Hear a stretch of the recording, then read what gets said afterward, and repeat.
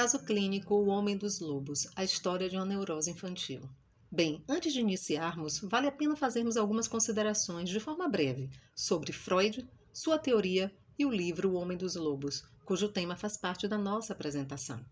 Freud, como sabemos, desenvolveu uma teoria que tem como foco o estudo do inconsciente, o qual ele comparou com uma parte submersa de um iceberg. Para ele, essa parte da nossa mente funciona como um grupo psíquico à parte, com leis próprias que guardam a causa de muitos transtornos mentais. Através de estudos de casos, Freud faz uma análise profunda de temas como medo, fobias, desejos e pensamentos reprimidos, na tentativa de desvendar o inconsciente, ou seja, a origem do que estaria por detrás dos sintomas que comprometiam o bom funcionamento da mente de um indivíduo. Para isso, ele se utiliza de métodos como associação livre e a interpretação dos sonhos. No tocante ao estudo de caso do Homem dos Lobos, vale ressaltar que a análise de Freud gira em torno de um sonho que o paciente teve na infância, não abrangendo, portanto, toda a história, e, consequentemente, não respondendo de forma satisfatória ao tratamento e recuperação dos sintomas de seu paciente. É bem verdade que esse caso foi considerado um dos mais difíceis, com duração de cerca de 4 anos, de 1910 a 1914, e de acordo com o próprio Freud, ele não chegou ao fim. Seu intuito ao escolher esse caso foi comunicar a existência da neurose infantil, pois ele percebeu, durante suas análises, que a situação inicial da formação da neurose tinha como influência a infância. Assim é que, segundo ele, um quadro neurótico em torno de 4 ou 5 anos de idade, como de Sergei, demonstra que as vivências infantis são capazes por si só de produzir uma neurose sem a necessidade de fuga diante de uma situação imposta pela vida. Assim, ele propõe a divisão da infância de Sergei nas seguintes épocas. Primeiro, o tempo preliminar até a sedução, 3 anos e meio, em que ocorre a cena primária. O tempo da mudança de caráter até o sonho angustiante, 4 anos, seria o segundo momento. O terceiro momento, o da fobia de animais, até a iniciação religiosa, aos 4 anos e meio. E, por fim, o quarto momento, neurose obsessiva, até os 10 anos de idade. Vamos ao caso.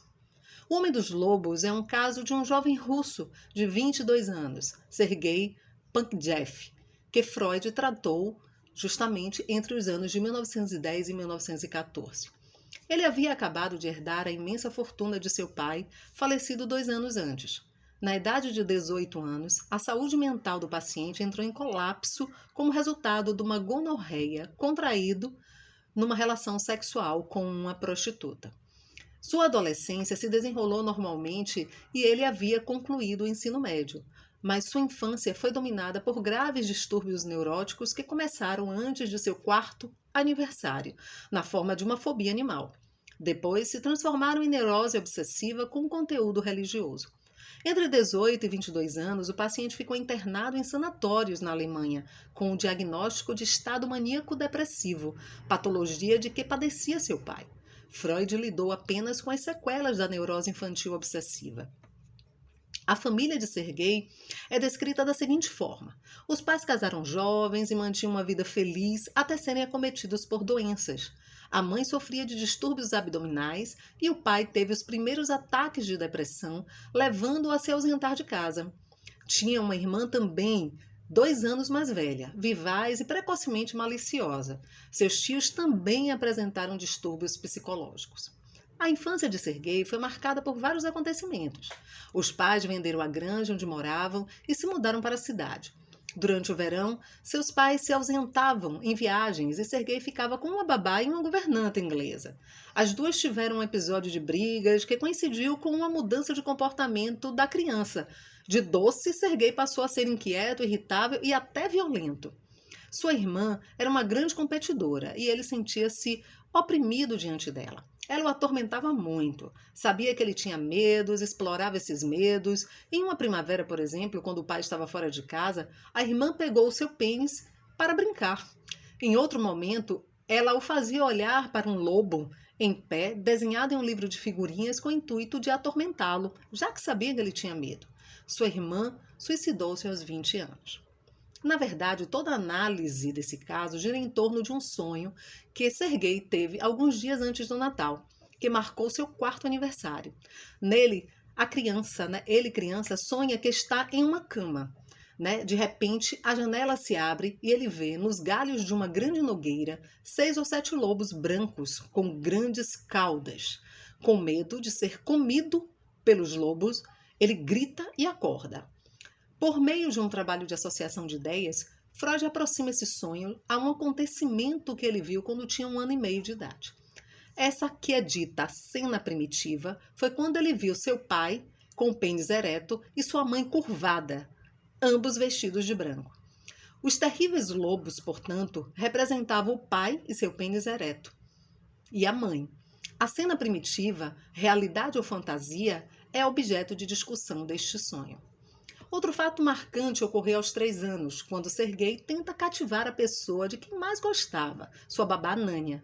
Certa vez, ao se masturbar na sua frente, foi recriminado por ela, que o atemorizou, dizendo que iria surgir uma ferida no seu pênis.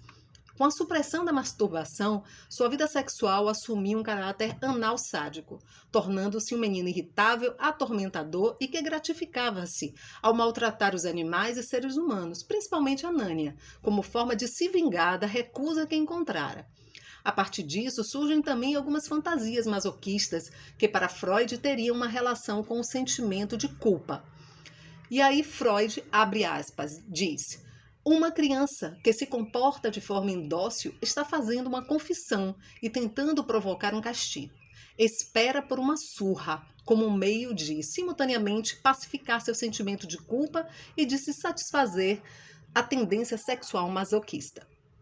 Aos 4 anos e meio, devido ao seu estado de irritabilidade, sua mãe o iniciou na religião e o familiarizou com as histórias da Bíblia. Tal fato fez com que os sintomas da ansiedade fossem substituídos por sintomas obsessivos. Nesta fase, já não há mais traços de fobia de lobos. Mesmo com a sua aproximação à religião, ele não consegue sublimar a sua atitude masoquista predominantemente em relação ao pai.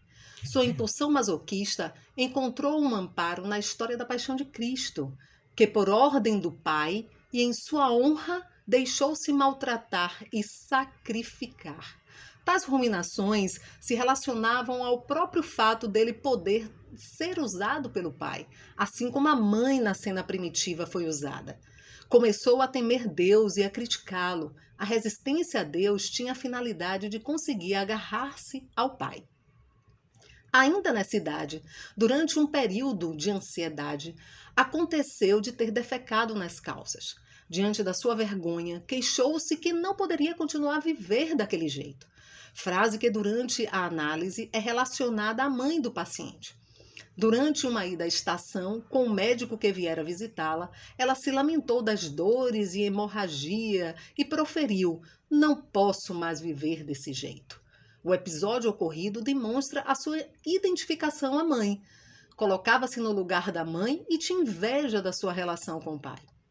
Apesar das ameaças de castração que recebeu terem vindo de mulheres, foi a castração de seu pai que ele veio a temer. Freud adotou uma convicção provisória da realidade da cena primária.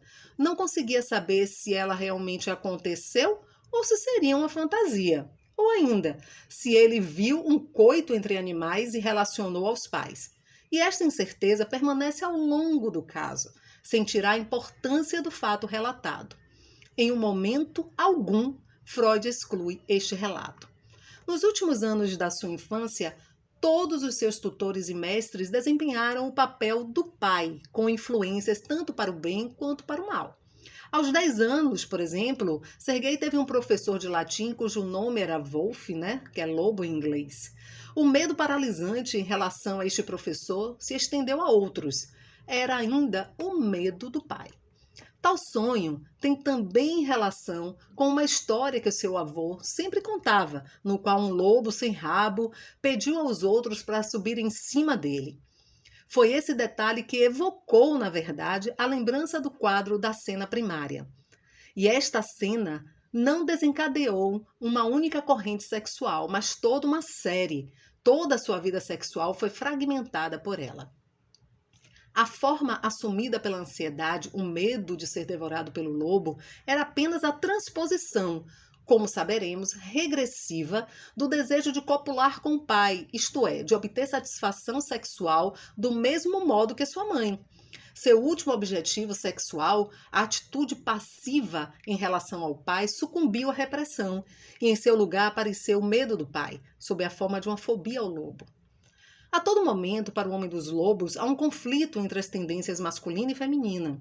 Ao desenvolver a ansiedade na sua infância, o ego estaria se protegendo contra a satisfação homossexual, a qual considerava um perigo esmagador.